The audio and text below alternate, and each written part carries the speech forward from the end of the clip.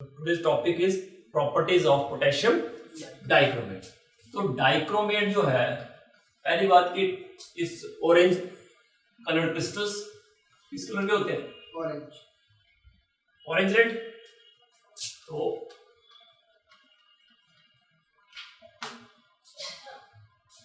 They are orange red in colour, ठीक है। तो उसके बाद बात करते हैं सॉल्युबिलिटी की। पोटेशियम डाइक्रोमेट जो होता है that is soluble in water.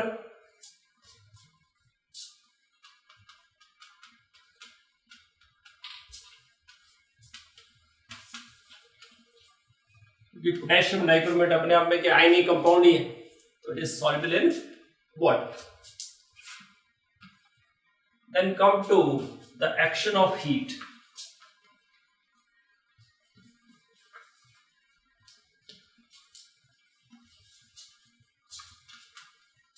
तो अगर हम पोटेशियम डाइक्रोमेट को हीट करते हैं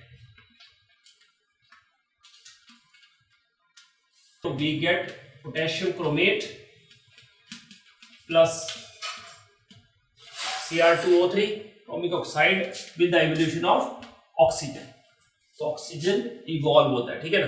तो देखो क्रोमियम का ऑक्सीडेशन नंबर यहां +6, यहां भी +6, बट यहां कितना हो गया +3 और ये 0। तो इस तरह से यू कैन बैलेंस इट,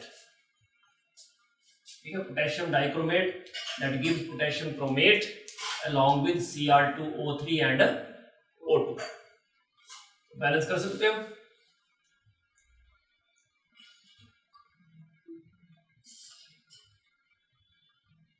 बोलो।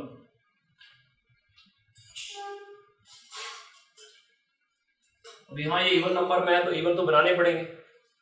इसका मतलब ये तो 2 हो गई, अगर ये 2 होगा तो ये भी 2 हो जाएगा। अगर ये 2 होगा तो ये बैलेंस हो गया। हाँ। अब 14 ऑक्सीजन बने। ऑक्सीजन 14 में से यहाँ कितने चले गए 8 और +3 कितने हो गए 11 और कितने बचे 14 में से 3 बचे। तो ये तो 3/2 होगा, है ना। इसका मतलब 2 से फिर मल्टीप्लाई करना पड़ेगा। 4K2Cr2 7 to give 4K2Cr4 2Cr2O3 +3 O2। तो ये बैलेंस इक्वेशन होगी अपनी, ठीक है। तो इन दिस वे ये हीट एक्शन याद रखना कि पोटेशियम डाइक्रोमेट को हीट करते हैं तो we get potassium chromate, chromic oxide and with the evolution of oxygen.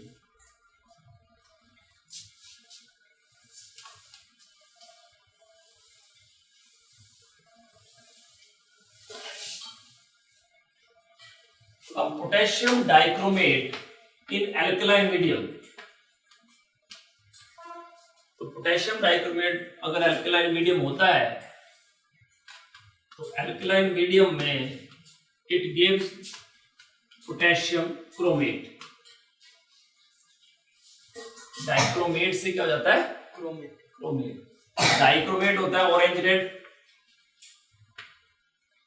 और क्रोमेट कैसा होता है येलो, ठीक है। तो याद रखना है कि ऑरेंज रेड कलर जो है that turns into yellow colour.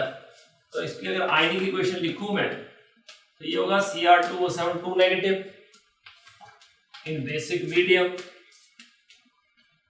to give CrO4 2 negative, ये ठीक है।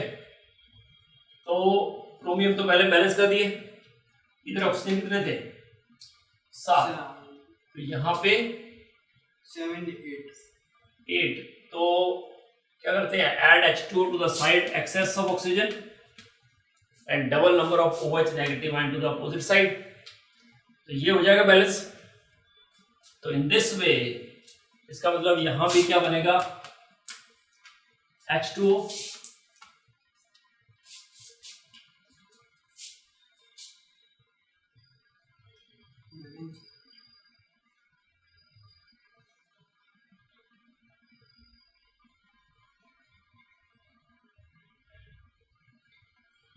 पोटेशियम हाइड्रोक्साइड ले लेते हैं तो बैलेंस हो जाएगा, क्योंकि 2 कर देंगे ना इसको, तो 2KOH ले लो ना, तो इट इज बैलेंस है ना। ओके, तो और ये इक्वेशन जो है that is very important. Now अगर हम क्या करें, क्रोमेट में मीडियम कर दें एसिडिक, जो क्रोमेट सोल्यूशन बना उसका मीडियम एसिडिक कर दें, तो it turns back into dichromate. Chromate से क्या बन जाता है, डाइक्रोमेट। ये 2 CrO4 2 नेगेटिव, H प्लस क्या बना देगा, Cr2O7, तो डाइक्रोमेट बनेगा एक ऑक्सीजन तो H2O, ये बन जाएगा। इसका मतलब ये हुआ कि chromate and dichromate they are in equilibrium. If we change the pH, chromate can be converted into dichromate or dichromate can be converted into chromate. So it depends upon the medium.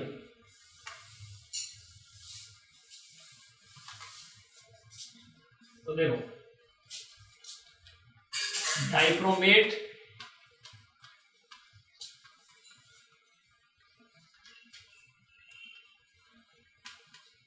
To chromate, अगर हम alkaline medium करते हैं तो dichromate से chromate हो जाएगा, और acidic medium करते हैं तो क्रोमेट से dichromate. pH is greater than 7 तो ऐसा हो जाएगा, pH इज लेस देन 7 तो इधर आएगा। मतलब एसिडिक मीडियम में ऑरेंज रेड कलर होता है सोल्यूशन का, और बेसिक मीडियम में वही कलर टर्न हो जाता है yellow. Now next part is action of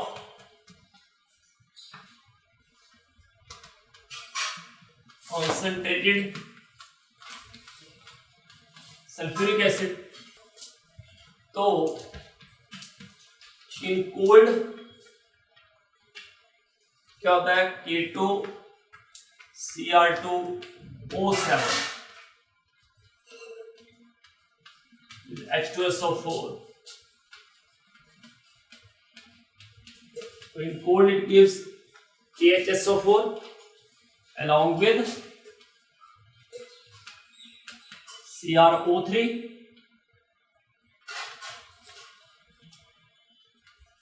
and H2O।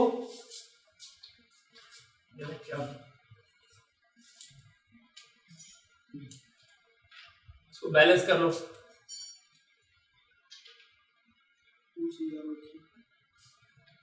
Okay 2 CrO3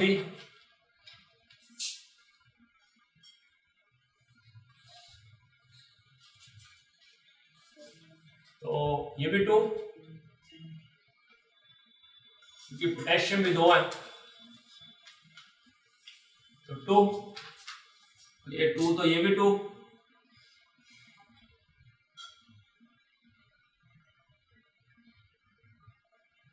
H2O balance हो गया पूरा, नहीं 4 हाँ हो गया। Okay done. तो इस तरह से in cold potassium dichromate give CrO3 along with KHSO4 and H2, and on heating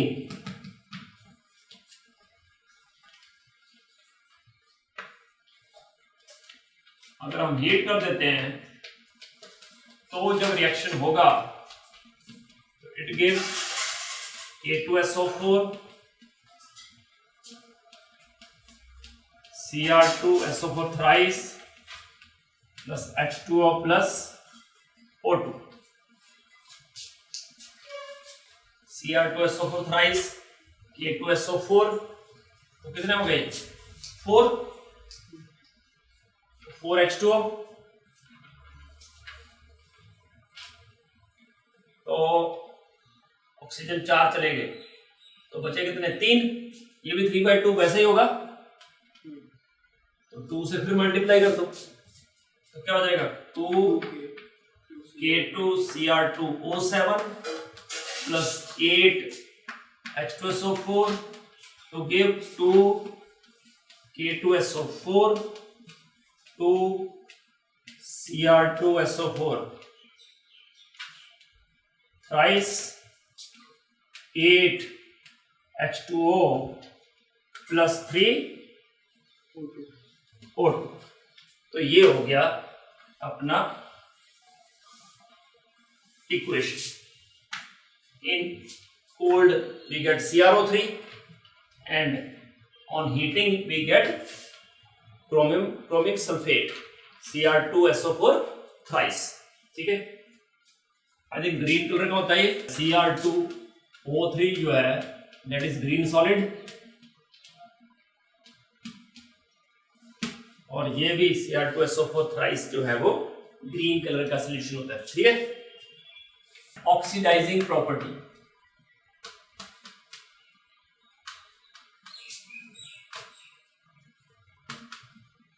तो जो पोटेशियम डाइक्रोमेट है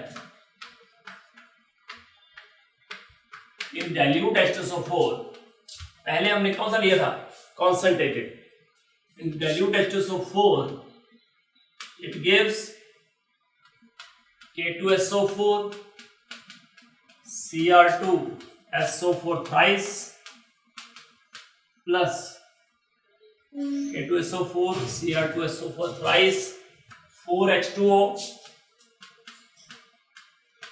plus 3 nascent ऑक्सीजन। देखो उसमें हमने O2 बना दिया था, ठीक है, क्योंकि कॉन्सेंट्रेटेड सल्फ्यूरिक एसिड था, ठीक है, ऑन हीटिंग। बट ये क्या देता है, नेसेंट ऑक्सीजन। अब ये जो नेसेंट ऑक्सीजन है that is used as an oxidising agent, it's highly reactive. तो रूम टेम्परेचर पे ये क्या करता है, दूसरे सब्सटेंस को ऑक्सीडाइज करेगा, है ना। और अगर आयनिक इक्वेशन लिखूं इसकी मैं, तो Cr2O7 2 negative to give Cr3+। अब क्रोमियम 2 है, इसको 2 कर दो। अब 7H2O 14H+, तो यहां कितना पॉजिटिव हो गया, 12 पॉजिटिव, और यहां कितना हो गया 6, तो 6 इलेक्ट्रॉन। तो इसके बेस पे हम इसका इक्विवेलेंट वेट भी लिख सकते हैं, ठीक है। Equivalent weight equal to molecular weight of potassium dichromate divided by number of electrons gained और लॉस्ट। तो इसका इक्विवेलेंट वेट आएगा मॉलिक्यूलर वेट बाय 6। ये इंपॉर्टेंट है, ये ionic equation is also very important. इसके बेस पे अब क्वेश्चन करते हैं हम अलग अलग ऑक्सीडाइजिंग प्रॉपर्टीज के बेस पे। ये जो सारे हैं they are the oxidising property of oxidising nature of potassium dichromate. वो I2 को बना देता है फ्रॉम Ki। तो देखो अगर मैं इसकी मॉलिक्यूलर इक्वेशन लिखूं तो you know K2Cr2O7 plus H2SO4 क्या बनाता है, K2SO4 plus Cr2SO4 thrice plus H2O and plus O। O कितने बना रहा था, 3, और ये भी कितने, 3, 4, रेस्ट इज ओके, है ना। तो अब ये जो Ki है ये in the presence of sulfuric acid and nascent oxygen तो क्या बना देता है, एक तो बना देगा K2SO4। पहले I की बात कर लेते हैं, तो I को ये ऑक्सीडाइज कर देगा I2 में, आयोडाइड आयन जो है उसको ऑक्सीडाइज कर देगा I2 में, और K2SO4 बना देगा। तो ऑब्वियसली 2 चाहिए Ki, और साथ में जो ये H2 है ये बना देगा H2O। तो अब इसको, अब देखो नेसेंट ऑक्सीजन कितने यूज हुए, एक ही यूज हुई, तो इनटू इसको क्या कर दोगे 3, ठीक है। तो ये आयोडीन लिबरेट करता है फ्रॉम KI। इसका मतलब K2Cr2O7, इनको ऐड कर दो, K2Cr2O7 और कितने हो जाएंगे 6KI। सबसे पहले वही लिखने हैं जो ऑक्सीडाइज या रिड्यूस हो रहे हैं, बाकी तो स्पेक्टेटर है। तो 3 + 4 7, तो 7H2SO4 टू गिव, ये पूरा हो गया इधर का।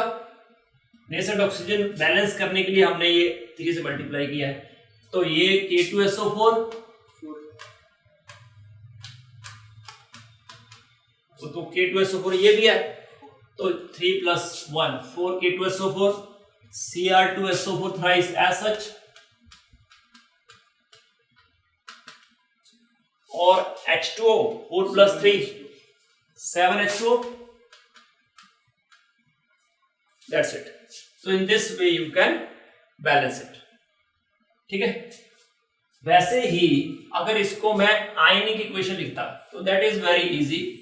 मॉलिक्यूलर इक्वेशन में you have to write more, but अगर मुझे सिर्फ आयनिक इक्वेशन लिखनी होती and that is equally valid, ठीक है, तो क्या करते, यू नो Cr2O7 2 नेगेटिव था,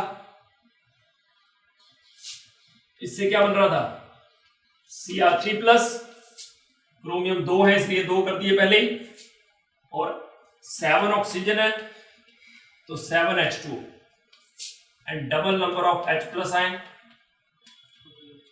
तो 12 पॉजिटिव और इधर 6 पॉजिटिव, तो 6 इलेक्ट्रॉन हो गया।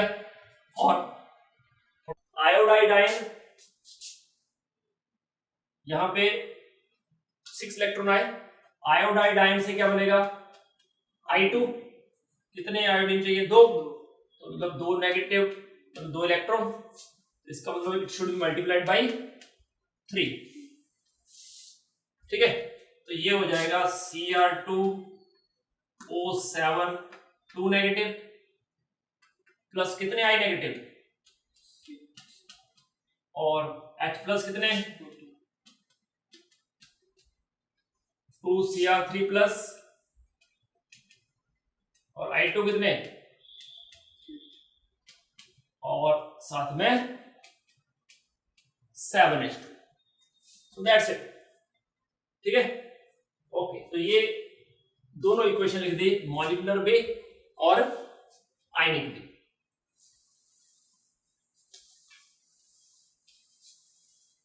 Now come to the second.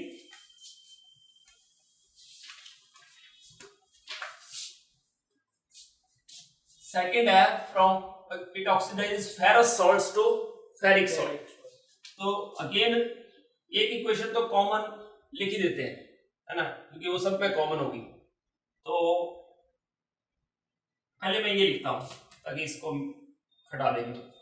तो क्या था K2Cr2O7 plus H2SO4 to give K2SO4 plus Cr2SO4 thrice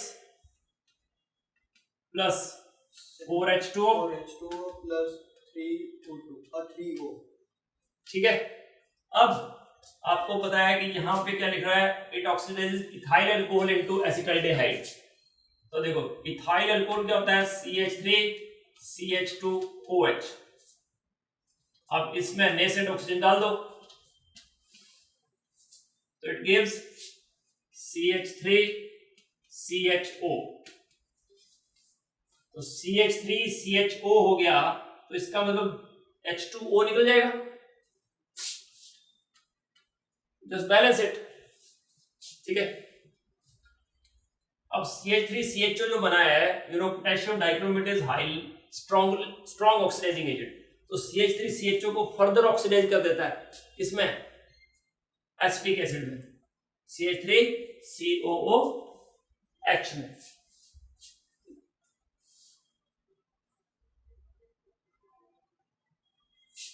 तो CH3CHO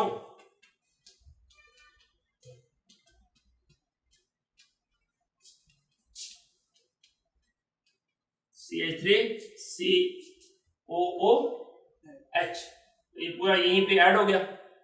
तो इन दिस वे ये इसके भी 3 मॉलिक्यूल, इसके भी 3 मॉलिक्यूल ये ऑक्सीडाइज करेगा। ठीक है, डन। सारा काम ऑक्सीजन का है इसमें। हाँ, nascent oxygen is the main जो पार्ट है इसका। ठीक है, okay. Now stainless salt into, ऊपर से स्टार्ट करते हैं हम। अब तो चलो ये कर लेते हैं, स्टेनस से स्टेनिक। तो स्टेनस क्या होता है? टिन। टिन किस फॉर्म में?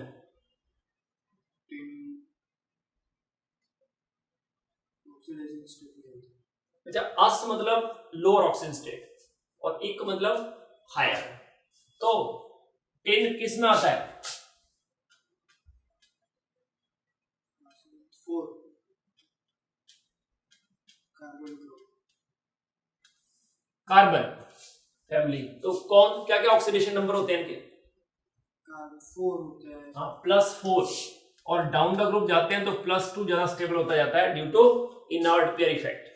ठीक है, तो स्टेनस क्या होगा? Sn2+, और स्टेनिक क्या होगा? Sn4+। इनर्ट पेयर मतलब एक पूरा पेयर इनर्ट हो जाएगा, s इलेक्ट्रॉन पेयर, इसलिए 2 का डिफरेंस आता है।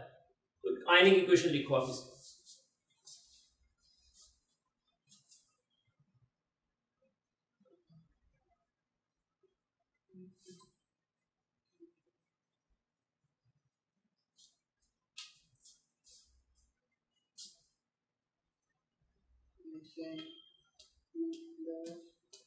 Cr2O7 2 नेगेटिव था, प्लस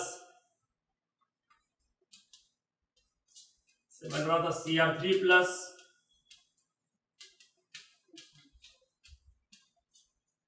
(14H++6 इलेक्ट्रॉन लिखा था ये।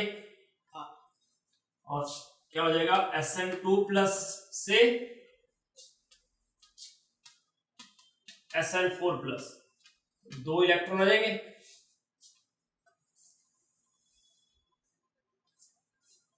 डन। तो इसको कितने से मल्टीप्लाई करेंगे?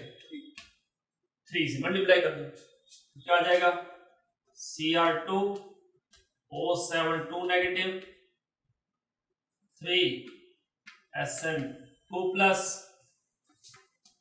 14H+ to give 2 Cr3+, 3 Sn4+, 7H2। तो ये आ जाएगी ओवरऑल इक्वेशन। ठीक है,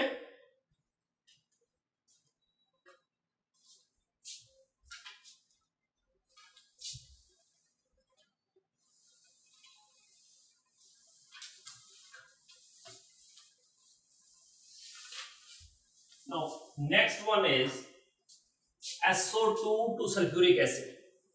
तो देखो, again you have Cr2, complete equation, molecular equation क्या थी? K2Cr2O7 H2SO4 KSO4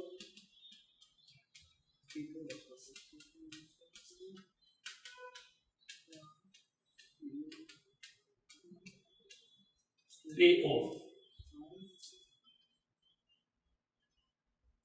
K2SO4 Cr2SO4 thrice, 4H2O,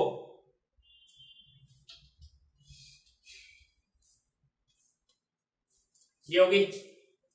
और फिर आपने लिखा SO2, तो SO2 नेसेंट ऑक्सीजन डालेंगे along with H2O, it gives H2SO4। तो obviously we multiplied by 3, ये हो जाएगा K2Cr2O7 plus 3SO2। अब 4 H2SO4 यहाँ, 1 H2SO4 यहाँ, 3 यहाँ, 3 और यहाँ 4, एक ही बचा। वाटर यहाँ 4, 3 यहाँ 4, तो वाटर उधर आएगा।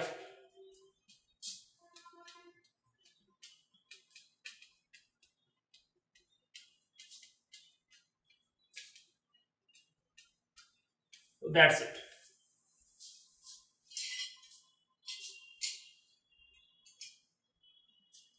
Okay.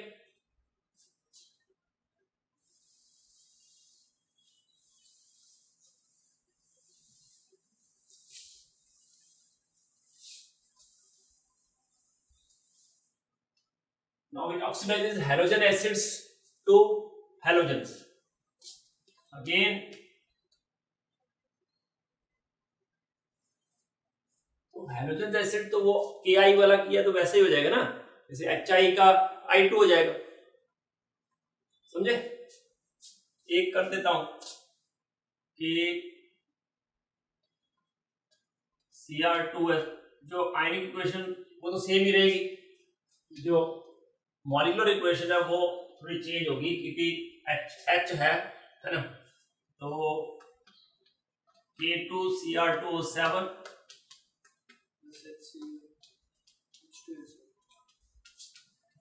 K2SO4 Cr2SO4 rice H2O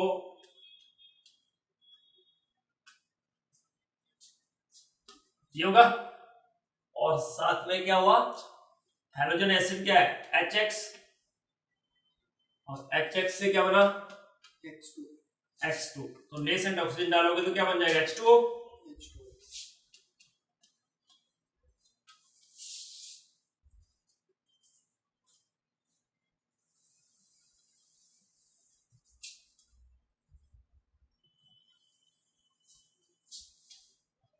into क्या कर दोगे 3, तो क्या आ जाएगा K2Cr2O7 plus 4H2O plus 2HX 4H2SO4, अच्छा 4HX, पहले 6HX लिख लो ना, ठीक है, प्लस 4H2SO4 और बनेगा K2SO4 plus Cr2SO4 plus 7H2O। 3X2 पहले लिख देते तो ठीक था, चलो यहां लिख देते हैं, और 7H2, दैट्स इट। इजी एक ट्रिक पता चल गई, पहले ये डाइक्रोमेट वाली इक्वेशन लिख देने की, और जिस चीज को जिसमें कन्वर्ट करना है उसको ऑक्सीडेशन ऑक्सीजन के साथ रिएक्ट करवा देने का और H2O बना देने का। तो ये करो, नाइट्राइट, सोडियम नाइट्राइट को सोडियम नाइट्रेट में कन्वर्ट करके बोलो, sodium nitrite into sodium nitrate.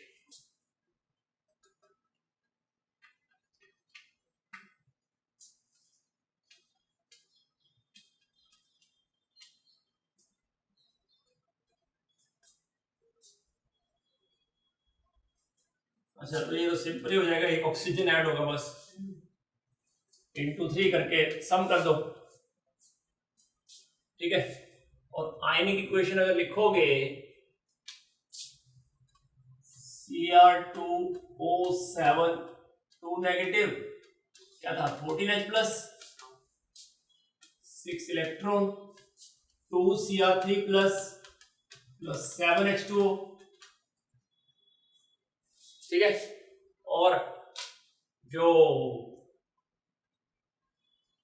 Nitrite है NO2 negative to NO3 negative, ठीक है।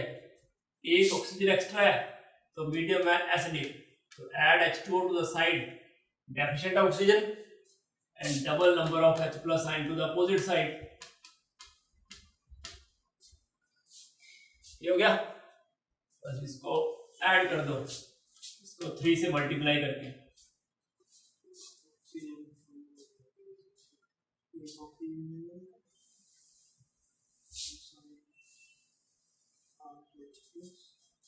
ठीक है, अब सल्फाइड्स टू सल्फेट सेम ऐसे ही होगा, कोई भी सल्फाइड ले लो, Na2SO3 to Na2SO4, एक नेसेंट ऑक्सीजन ऐड होगी और इनटू क्या हो जाएगा 3। वैसे यहां सल्फाइड और सल्फेट लिख दो, कर लोगे?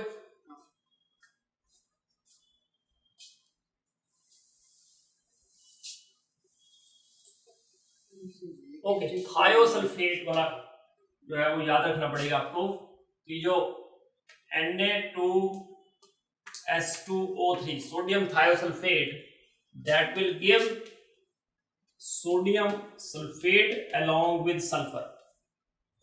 ये थोड़ा याद रखना क्योंकि ऐसा लगता है सोडियम थायोसल्फेट से sodium sulphate, but along with that sulfur is also formed। ये आपको थोड़ा फिट करना पड़ेगा दिमाग में।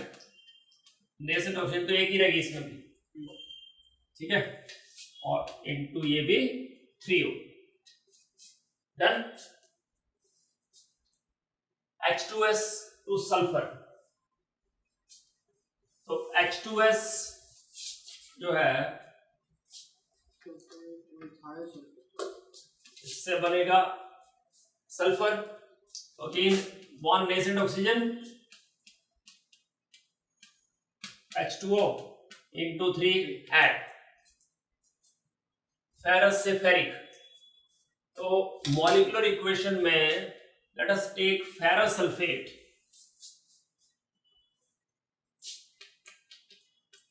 ferrous sulfate, and it will give ferric sulfate। तो 2 FeSO4 along with 1 H2SO4, तो 3 हो गए सल्फेट SO4, बचा एक H2, तो एक nascent oxygen that will give H2, multiply again it with 3, that's it। तो ये हो गए जो है oxidising properties of potassium dichromate. Chromyl chloride test,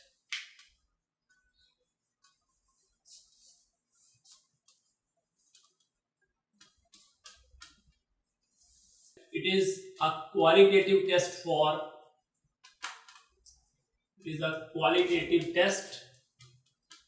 chloride ions. मतलब आप लैब में ही करते हो टेस्ट, इसमें क्या होता है, सबसे पहले जो पोटेशियम डाइक्रोमेट है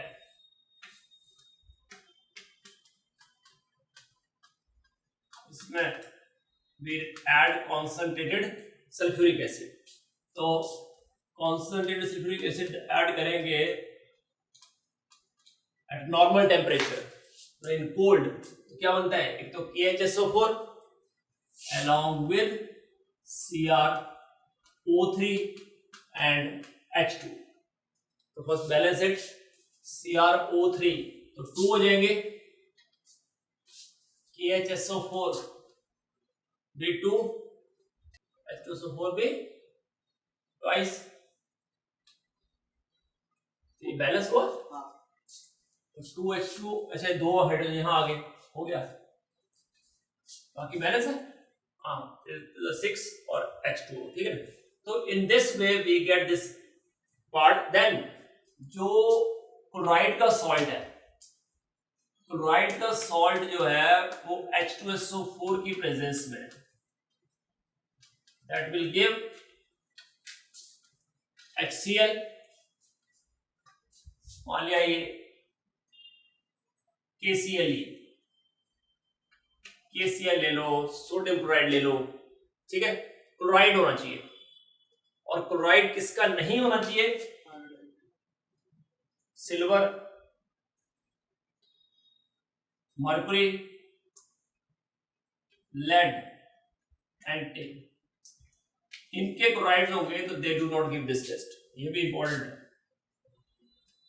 क्योंकि ये क्या करते हैं, they form precipitate. Chlorides of silver, mercury, lead and tin do not give this test. क्यों? क्योंकि ये कोवैलेंट बॉन्ड्स बनाते हैं सारे, तो वो क्या हो जाएगा, पीपीटी बन जाएंगे, प्रेसिपिटेट आ जाएंगे, इसलिए ये टेस्ट नहीं देते है ना। बाकी सारे जो भी आयनिक क्लोराइड देंगे सोल्यूशन में, तो HCl along with KHSO4 बना दो। ओके, अब ये जो HCl है वो CrO3 से रिएक्ट करता है and give ब्रोमाइल chloride CrO2Cl2।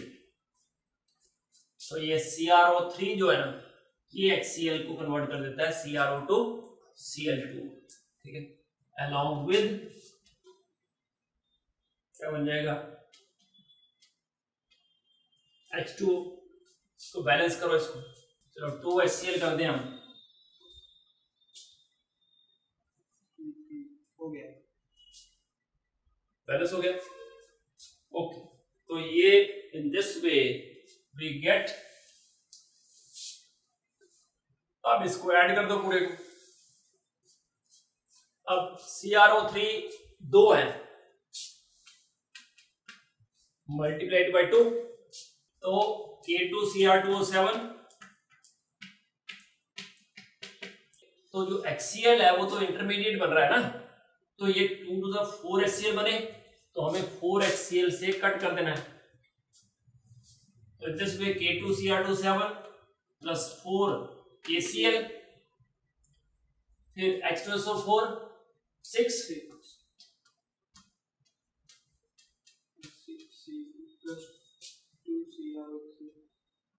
2CrO2 Cl2 along with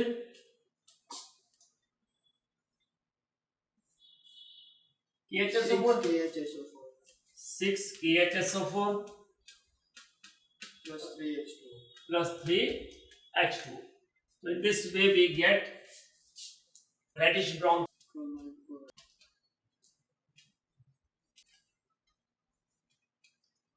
vapors of chromyl chloride. We get reddish brown vapors of chromyl chloride. Okay, तो reaction with hydrogen peroxide, बोला कि डाइक्रोमेट आयन जो है acidified dichromate solution when it is treated with H2O2 we get deep blue solution of CrO5. We get deep blue solution due to the formation of CrO5 along with H2O। Balance करो इसको, 2 हो जाएगा। Chromium balance है और oxygen जो है वो balance करो, 7 15 और ये 5, ठीक है।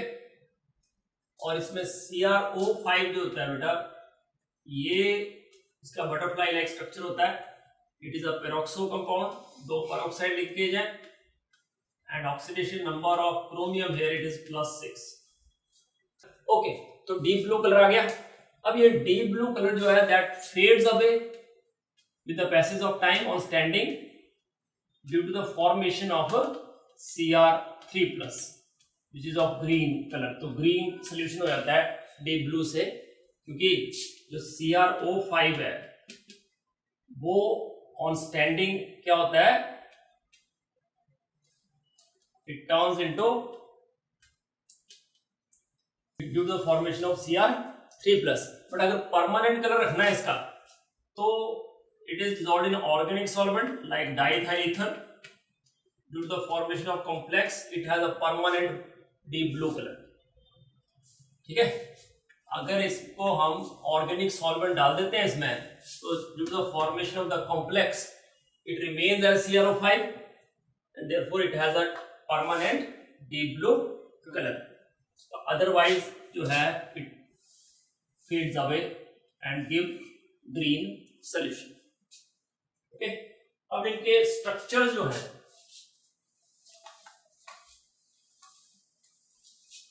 I think structure we have discussed earlier कि जो CrO4 2- है that is tetrahedral in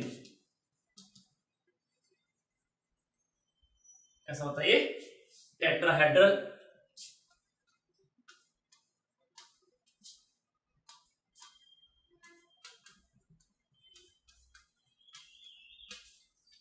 और Cr2O7 2 नेगेटिव जो है that is again 2 tetrahedra which have common oxygen। इसमें ब्रीजिंग ऑक्सीजन होगी नहीं है, तो ये 2 tetrahedra joint together by a common oxygen.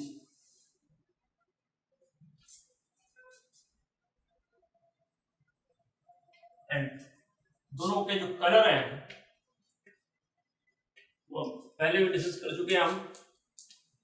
It is due to charge transfer spectra. Colour is due to charge transfer spectra and it is actually ligand to metal charge transfer.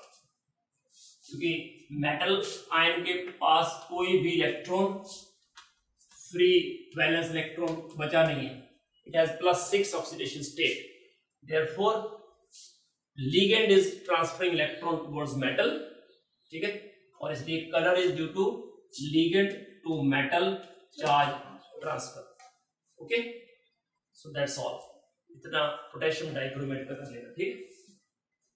Next class में potassium permanganate कर लेना।